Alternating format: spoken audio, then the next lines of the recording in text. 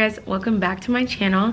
In today's video, I want to bring you a list of things that I wish I learned in college, because here in my second year of teaching, things are still trial and error, a little difficult, and I wish I kind of knew about some of these things or did some further research, but can't research what you don't know. So if you are already a teacher, I'm sure you can relate to a lot of these, but if you are going into teaching, definitely continue to watch this video.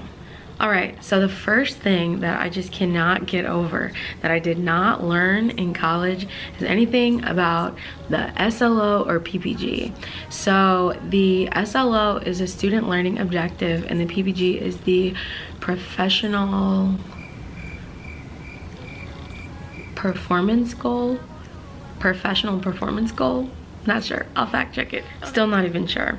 So honestly, my first year being in a pandemic, I feel like my administration wasn't too on me about making sure I did my SLO PPG because there was so much other stuff going on.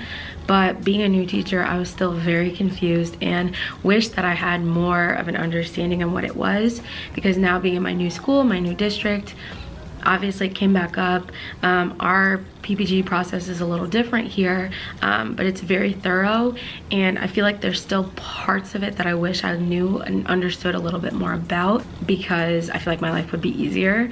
If you're familiar with the Danielson framework, that's kind of what PPGs are based on. So definitely, like I said, if I knew about PPGs and the Danielson framework, I would have looked a little bit more into it in college.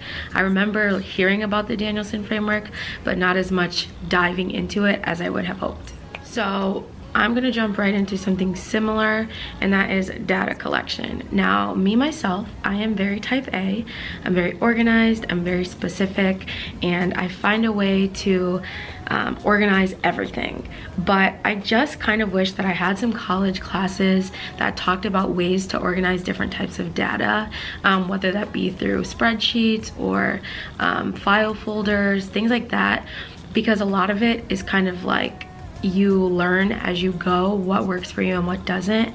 And I feel like I would have been able to just have a list of things I could choose from right away if we talked about it. And it's almost like those things don't really seem that important until you're in it, until you are specializing like myself and you have a huge group of kiddos that you need to keep track of.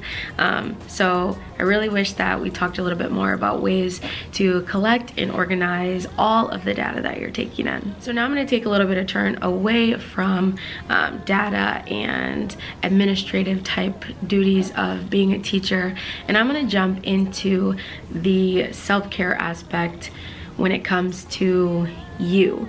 Now, teaching is very demanding, and I can promise you that I could maybe count on one hand how many times a teacher in college said that to me.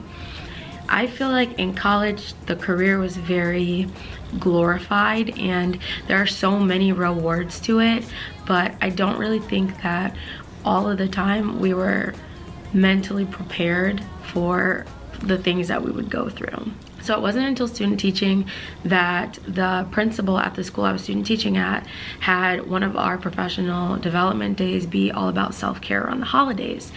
And I just wish that in college we learned ways to take care of ourselves as teachers, because I need a lot of tools in my toolkit, and I did not start with a lot of tools.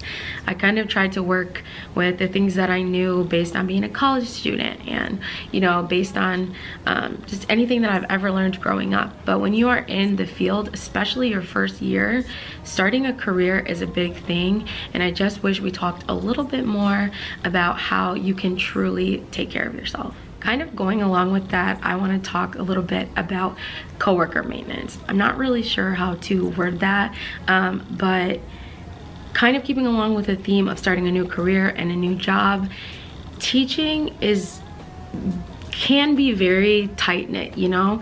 Coming into the field myself, I am experiencing a lot of schools and a lot of districts with teachers who have been teaching really since as long as I've been in elementary school, and it's really hard to break barriers as a new teacher and to come into a community and a culture that's already set.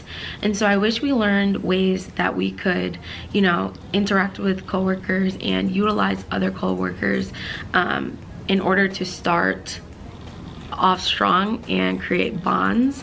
I feel like one of my biggest weaknesses is communication.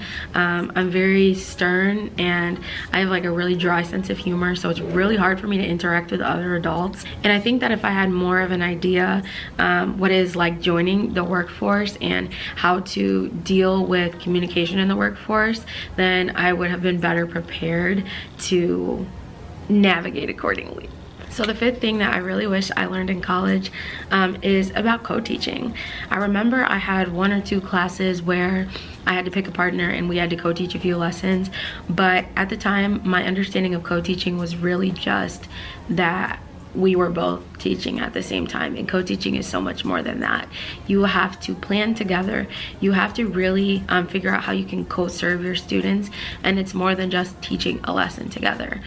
One of the biggest lessons I remember co-teaching in college with, my co-teacher and I, who is one of my really good friends in college, we have completely different teaching styles, and so I feel like the lesson kind of wasn't as impactful as we spent time planning that it would be.